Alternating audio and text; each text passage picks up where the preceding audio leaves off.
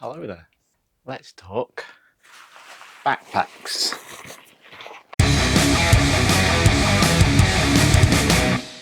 I'll let you into my secret. When it comes to gear, I get more excited about backpacks than I do tents or any other bits of gear. I've had a passion for buying backpacks, rucksacks, even before I got into long distance hiking. For some reason, it's just rucksacks and headphones. They are my passions. Rucksacks don't get as much attention as tents and other bits, but the hobby is backpacking. So I'm going to give you my opinion on the backpacks that I have used, my long distance trails and my wild camping. First up, Technical's Alpine Aqua 2 80 litres plus 10. This beast of a pack is proof you should do some research before you start in the hobby. I went in blind thinking I needed a big pack. I learned that this was a mistake after 3 days with God knows how much weight on my back with this filled up. Treated it almost like a holiday with a full outfit change for each of the days and enough food to last 3 weeks, never mind 3 days. I had so much inside it, I had to strap my tent to the outside. That was my foolishness, but the pack did work well.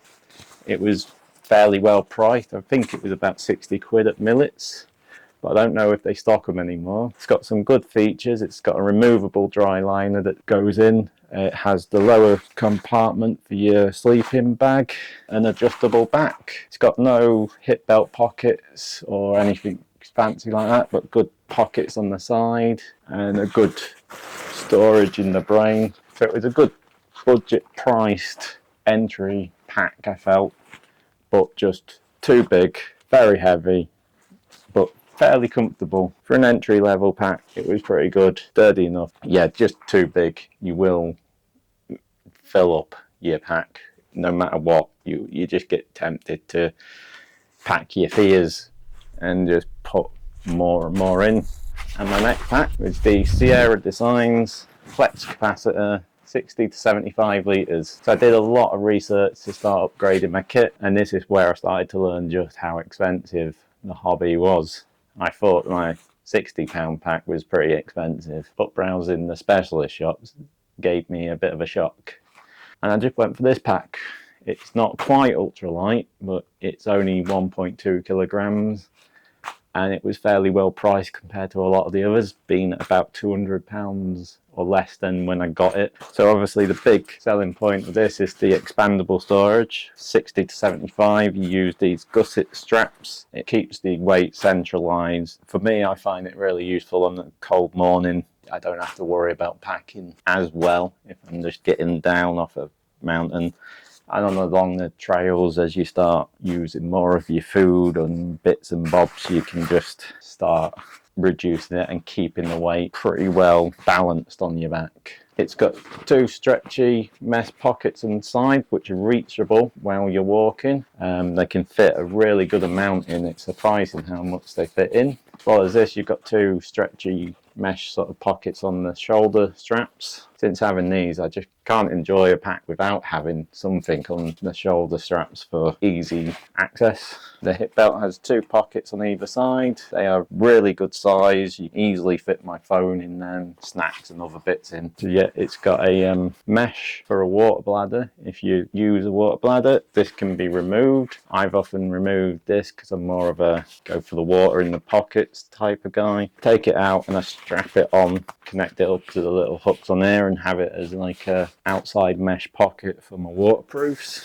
You've got a small stash pocket in the lid, but this is very small and it is one of the annoying parts of the pack that you can't really fit much in there, and it soon gets a bit awkward if you do overfill it or put bulkier items in. It's got one main compartment, stick everything in. Occasionally the zip gets stuck on the rain cover. It pulls out fairly easy. I do love this pack. It is a brilliant pack. The load bearing of it is brilliant. Just a few little niggles and these hard parts on the back which raises it for airflow. They take a bit of getting used to, but they haven't caused that much problem.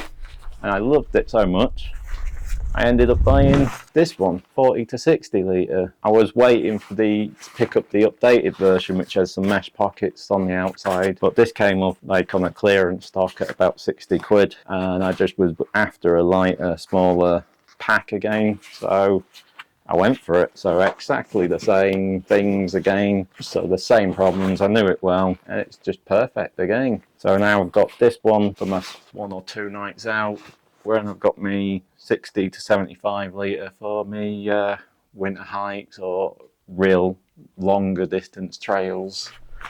So I'm well prepared with those too. For the last pack I'll show you, the Osprey Talon 33 litres. Now, I always got this originally to be for my smaller trips, but I'm not actually a big fan of it. And this is mostly down just to one thing, and that is side pockets. You can't reach them when you're walking. So if I've got a water bottle in there, just can't get to it without taking my bag off. So you need to use a water bladder really.